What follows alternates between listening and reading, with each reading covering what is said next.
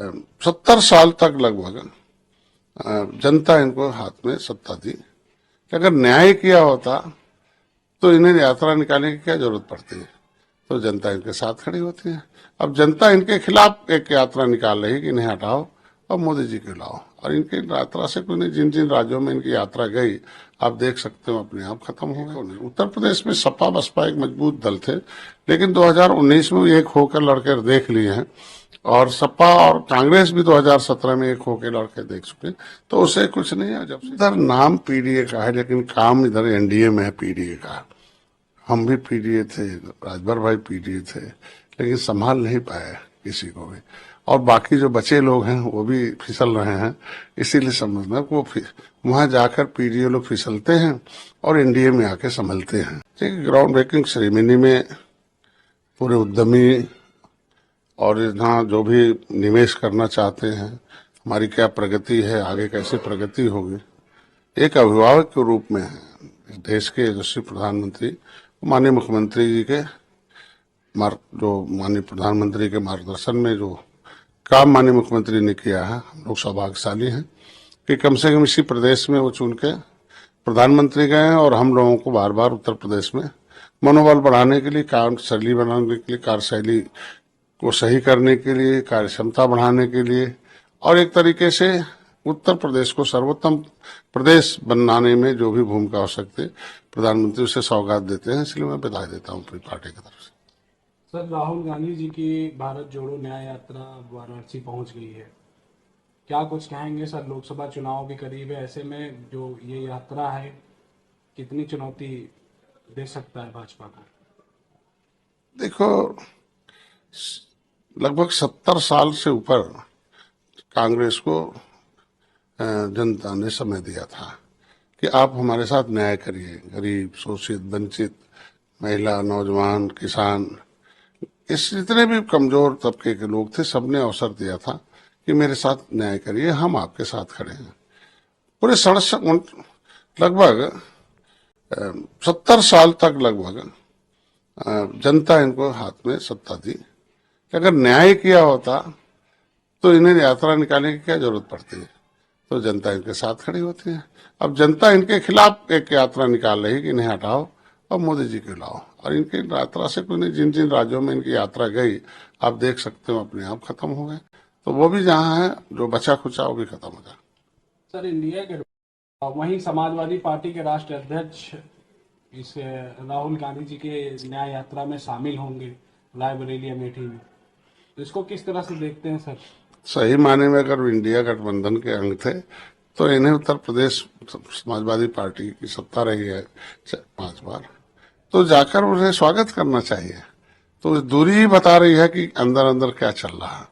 आज के दिन में हम पहले बताए, इंडिया जो है यूपीए के उस पुराने जितने भी कृत थे जो उनके षड्यंत्रकारी रवैये थे, उसको तो अपने दबाने के लिए एक इंडिया का नाम दिया गया, और जितने नेता थे दल वो कांग्रेस के गलत नीतियों के विरोध में ही खड़ा हुए हैं, बढ़ा हुए हैं, और दल तो दिखते थे, दिल उनके नहीं दिखते थे। अब मैंने बताया सब दुल्हा बनना चाहते थे, और आज अंतिम में हुई बटुरे जोगी मठ उजाड़ हुए, अलग अलग हैं, और आगे भी रहेंगे इनके एक होने। उत्तर प्रदेश में सपा बसपा एक मजबूत दल थे, लेकिन 2019 में एक होकर लड़कर देख लिए हैं, और सपा और कांग्रेस भी 2017 में एक होकर लड़के देख चुके, तो उसे कुछ नहीं है। जब से निषाद मोदी जी साथ खड़े हैं, डॉक्टर संजय अपनी सेना के साथ मोदी के साथ खड़े हैं, और इसीलिए पूरा देखो देश जीत रहा है।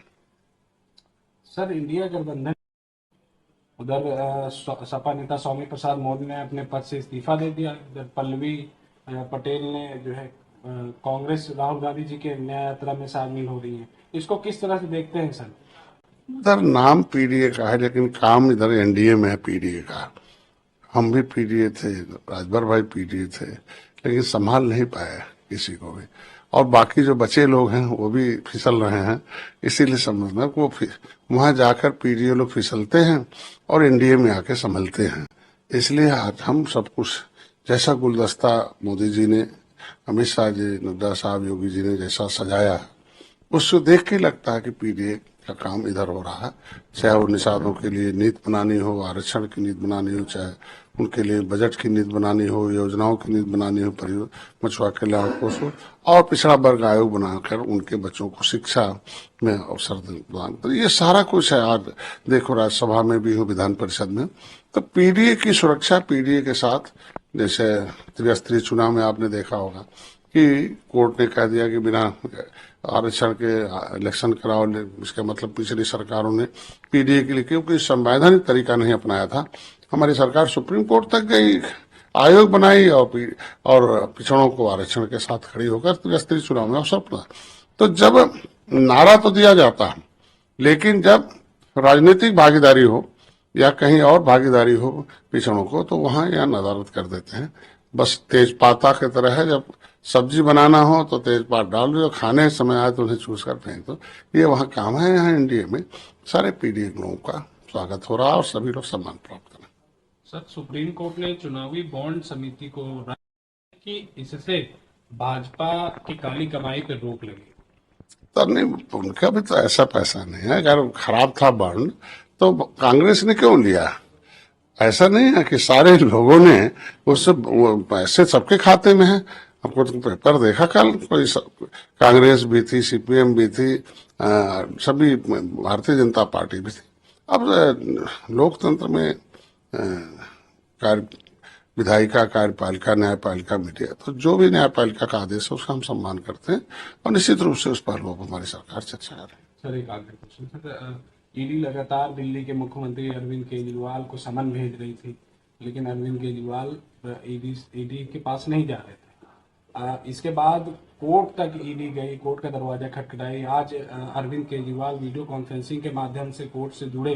उन्होंने कहा कि 16 मार्च को वो कोर्ट में पेश होंगे। इसको किस तरह से देखते हैं? इसका मतलब कुछ न कुछ एविडेंस है, तभी तो न्यायालय उस पर संज्ञान लिया और किसी को, जो कोई आदमी सच्चा है तो उसको कहीं भी खड़ा हो जाए, उसमें आंच नहीं आती है। तो भागने का मतलब यह कुछ न कुछ उसमें दाल में काला है। तो आज के न्यायालय न्यायपालिका को मैं धन्यवाद दूंगा कि कम से कम उन्होंने संज्ञान में लिया, और जो संवैधानिक पदों पर रहने वाले लोग हैं उनको सुचिता का मार्ग मिले, ऐसी तरह से न्याय मिलना चाहिए, और मैं न्यायालय को धन्यवाद देता हूँ। क्या लगता है सर, संजय सिंह, मनीष सिसोदिया भी जेल में है, इनके ऊपर भी कोई कार्रवाई? हम जो भी भारत का लोकतंत्र, देखिए जनता जज होती है, जनता जो है एक तरीके से जनता जनार्दन होती है, ईश्वर का दूत होती है। तो इसीलिए जनता ने जो सरकार चुनी है और सरकार में सिस्टम है, उस सिस्टम के माध्यम से अगर उसके खिलाफ कोई जाता है तो इसके मतलब उस लोकतंत्र के खिलाफ है, तो निश्चित रूप से उसको सजा का भागी है। तो जैसा भी होगा, अगर इनके पास एविडेंस नहीं होते तो कैसे उनको, अगर अच्छे एविडेंस हो तो जेल से उन्हें जमानत मिल जाती। इसमें कहीं न कहीं कुछ न कुछ गलत है, और आगे इस तरह की कार्रवाई होने से एक फायदा है कि आगे जो आने वाली पीढ़ी है वो गलत न करे, इसके लिए एक नसीहत है।